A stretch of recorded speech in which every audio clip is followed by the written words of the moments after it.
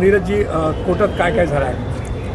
आज आरोपी यांच्या वकिलांनी या ठिकाणी कुठल्याही प्रकारचा तपास बाकी नाही आहे, त्यामुळे दोन्ही आरोपींना MCR करण्यात यावा या प्रकारची मागणी कोर्टाकडे केलेली, परंतु मेहरबान न्यायालयाने ते फेटाळून लावलेली आहे. त्याचबरोबर आरोपीचे जे वकील होते त्यांनी बदलापूर प्रकरणासारखा या आरोपीचा देखील एन्काउंटर करण्याची भीती दर्शवली.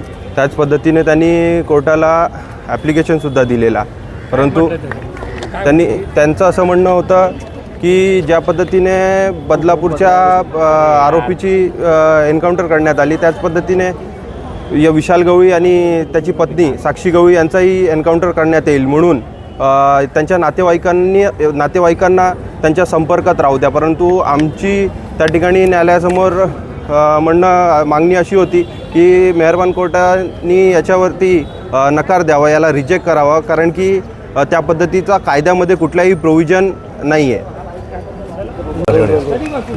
सर, कोर्टाकडे काय मागणी केली आहे आपण? कोर्टाकडे मागणी केली आहे MCR करावा म्हणून, पण कोर्टाने 2 दिवसाची PC दिली आहे तपास कामासाठी. तपास काम अजून पूर्ण व्हायचं आहे असं पोलिसांचं म्हणणं आहे. त्यांनी जे सिम कार्ड आणि मोबाईल वापरला होता तो मोबाईल त्यांनी कचऱ्याच्या घाटामध्ये टाकला आहे आणि दुसरी बॅग जी बॉडी त्यांनी ठेवली होती ती बॅग त्यांनी खाडीमध्ये टाकली. तर ह्या दोन वस्तू जप्त करायच्या त्यासाठी पोलिसांनी PC मागितली होती. कोर्टाने 2 दिवसाची PC दिली आहे 4 तारखेपर्यंत. ही पहिल्या आरोपीची सेकंड PC आहे. तपास तर ऑलमोस्ट पूर्ण झालेलाच आहे. जीन्स पॅन्ट त्या मुलीची मैताची तपास कामात पूर्ण जप्त केली आहे. आरोपीकडनं त्याची चप्पल जप्त केली आहे. घटनास्थळावरचा पंचनामा झाला आहे. त्याच्यानंतर त्यांनी जिथून जी बॉडी नेली आहे त्या पूर्ण रस्त्याच्या बाबगावपर्यंत सर्व CCTV शासनाने लावलेले आहेत, त्याच्यातले फुटेज सगळे जप्त केलेले आहेत, पोलिसांनी सीज केलेले.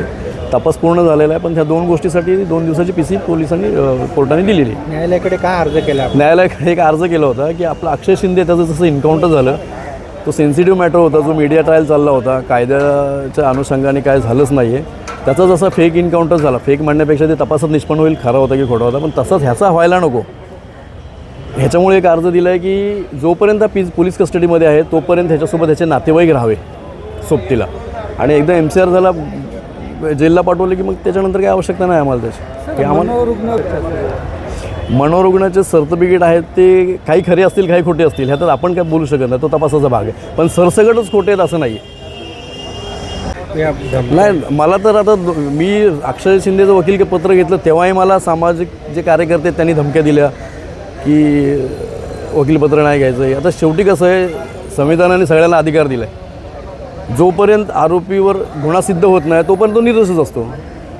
असं नाही की कोणाला वकीलपत्र देता येत नाही किंवा घेता येत नाही. संविधानाने त्याला अधिकार दिला आहे प्रत्येकाला, त्याप्रमाणे मी वकीलपत्र टाकलं. पण काही लोकांनी धमक्या दिलेत मला अक्षय शिंदेच्या बाबतीत पण दिल्या, अखिलेश शुक्लाच्या बाबतीत पण दिल्या की मराठी माणूस असून तू असं करतोय. शेवटी कसं आहे की अक्षय शिंदेबरोबर 4 माणसं मराठी होते हेही आपल्याला नाकारता येत नाही. अक्षय शिंदे जरी नॉन महाराष्ट्रीयन अखिलेश शुक्ला जरी नॉन महाराष्ट्रीयन असते तरी त्याच्यासोबत जे मारणारे 4 मराठी आहेत हे आपण टाळू शकत नाही, नाकारूही शकत नाही. त्याच्यामुळे हा महाराष्ट्रीयन आहे हा आपण प्रांतवाद नाही करू शकत. या प्रकरणात देखील तुमच्या ह्या प्रकरणामध्ये पण मला धमकी आली होती, तशी मी रीतसर NC दिली आहे महात्मा फुले पोलीस स्टेशन.